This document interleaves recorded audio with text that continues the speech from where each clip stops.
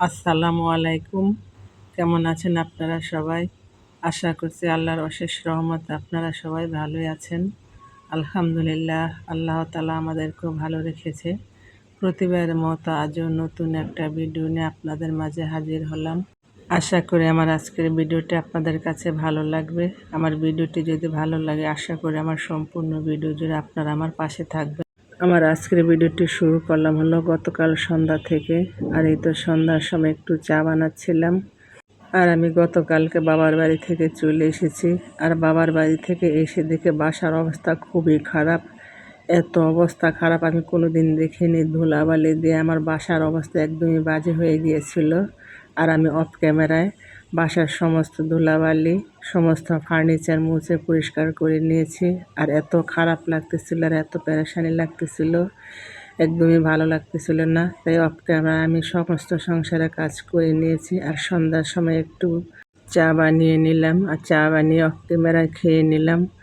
আর এত ধুলাবালি বাসার ভিতরে কিভাবে যে আসলো বুঝতে পারতেছিলাম না। আমি যাওয়ার সময় সমস্ত দরজা জানালা বন্ধ করে গিয়েছি, তারপর এত ধুলাবালি এসেছে। কালকে খুব কষ্ট হয়েছে কাজগুলো করতে আমার। আমি 2বার পানি দিয়ে আমি রুমগুলো মুছে পরিষ্কার করতে পারি নাই। তারপর আজকে আমি হালকা কুসুম গরম পানি দিয়ে পাউডার দিয়ে সমস্ত রুমগুলো পরিষ্কার করে নিয়েছি অফ ক্যামেরায়। এরপরে তো এটা হলো আজকের সকালবেলার ভিডিও। আমি গতকালকে রাতে এগুলাকে ধুয়ে পানির জড়তে দিয়ে দিয়েছিলাম।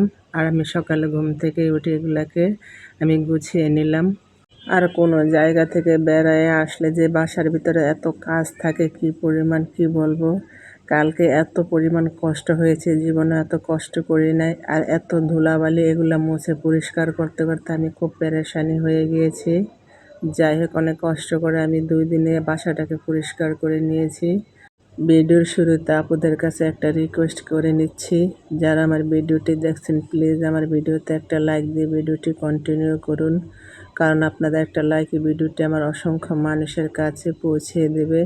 আর আমার কথার মধ্যে কোনো ভুল ত্রুটি হলে আমাকে ক্ষমা করে দেবেন। আর আমার ভিডিওর কোনো অংশ যদি ভালো লেগে থাকে প্লিজ আমার চ্যানেলটি সাবস্ক্রাইব করে আমার পাশে থাকবেন। সাথে থাকা বেল বাটনটি ক্লিক করে অল অপশনটি সিলেক্ট করে রাখবেন। যখন কোনো নতুন ভিডিও আপলোড করব সাথে সাথে নোটিফিকেশন পেয়ে যাবেন। তখন সময় সুযোগ করে আমার ভিডিওটি দেখে নিতে পারবেন। আর যারা অলরেডি কাজটি করে নিয়েছেন সবাইকে অসংখ্য ধন্যবাদ। যাই হোক, কথা বলতে বলতে এই তো আমি আপনাদের সাথে টুকিটাকি কাজগুলো শেয়ার করে নিলাম। আর আমি অফ ক্যামেরার সংসারের সমস্ত কাজগুলো করে নিয়েছি। আর আমি এই কাজগুলো যদি ক্যামেরা অন করে করতাম তাহলে মনে হয় 1 সপ্তাহ লাগতো।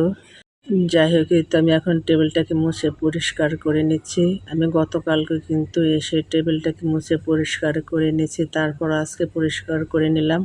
খুব ধুলাবালি আসে বাসার মধ্যে। আর বাসা এখন আমার রাস্তার ধারে। আর শীতকালের মধ্যে একটু ধুলাবালি বেশি থাকে, তাই প্রতিদিন এগুলাকে মুছে পরিষ্কার করার লাগে, তা না হলে অনেক ধুলাবালি দেখা যায়। আর একটা সংসার ছোট হোক বড় হোক, কাজের কিন্তু শেষ থাকে না, প্রতিদিনে কাজ করা লাগে। তারপরে হলো আবার শীতকাল। আর শীতকালের মধ্যে সময়ের সাথে পাল্লা দিয়ে কাজগুলো সময় মতো করা যায় না। যদি সকালে তাড়াতাড়ি উঠে কাজগুলো করা যায় তাহলে তাড়াতাড়ি করা যায়। আর একটু ঘুম থেকে দেরি করে উঠলেই কাজের দেরি হয়ে যায়। যাই হোক, এই তো এটা হলো গতকালকের ভিডিও। আর আমি চুলায় রান্না বসিয়ে কিন্তু সংসারের সমস্ত কাজগুলো করে নিয়েছি। আর আমি ডিটেলসে সেরকম রান্নাবান্না দেখাতে পারি নাই, এই তো একটু দেখিয়ে দিলাম। আর বাদ বাকি সমস্ত রান্নাবান্না আমি অফ ক্যামেরায় করে নিয়েছি।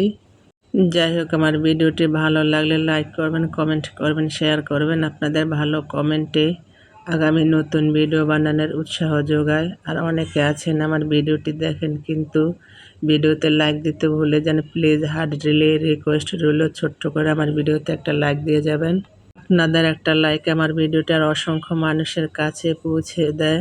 আর লাইক দেখলে মোটিভেট হই, নতুন ভিডিও বানানোর আগ্রহ বাড়ে।